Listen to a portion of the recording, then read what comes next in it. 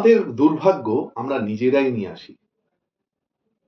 আমাদের খারাপ সময় আমরা নিজেরাই কিন্তু তার জন্য দায়ী।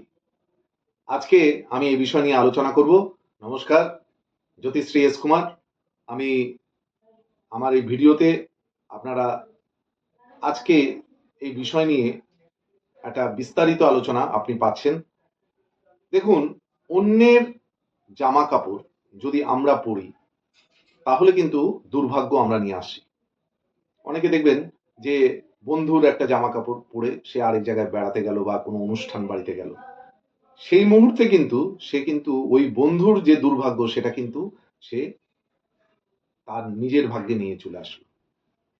সেরকম অনেকে দেখবেন কথা বলতে বলতে বা মোবাইল দেখতে দেখতে নখ খাচ্ছে, মানে নখ দাঁতে দিচ্ছে, এটাও কিন্তু তারা দুর্ভাগ্য নিয়ে আসে।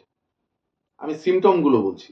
অনেকে দেখবেন ভোজন করে দক্ষিণ দিকে ফেস করে, দক্ষিণ দিকে ফেস করে যদি ভোজন করেন বা খান তাহলে কিন্তু আপনারা নেগেটিভ শক্তিকে আনয়ন করবেন।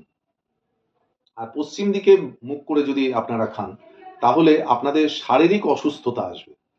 অ্যাকচুয়াল ভোজন করা দরকার উত্তর বা পূর্ব দিকে ফেস করে। মঙ্গলবার বা শনিবার দিন চুল কাটবেন না। আর অনেকে দেখবেন চুল কাটার পর স্নান করে না। চুল কেটে কিন্তু স্নান করা উচিত, না হলে কিন্তু দুর্ভাগ্য আনয়ন করবেন। খাওয়ার থালায় খাওয়া দাওয়া করলো, ওই থালাতেই হাত ধুয়ে নিচ্ছে, এরকম অনেকের স্বভাব আছে, সেটাও কিন্তু দুর্ভাগ্য আনে।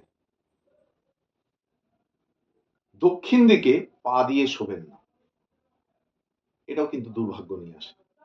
আমি যে বিষয়গুলো বললাম এগুলো যদি একটু মেনে চলা যায় তাহলে কিন্তু আমাদের সৌভাগ্য আমরা নিজেরাই নিয়ে আসতে পারি। এইরকম বিভিন্ন সমস্যার সমাধান পেতে আমার এই ইউটিউব চ্যানেলটিকে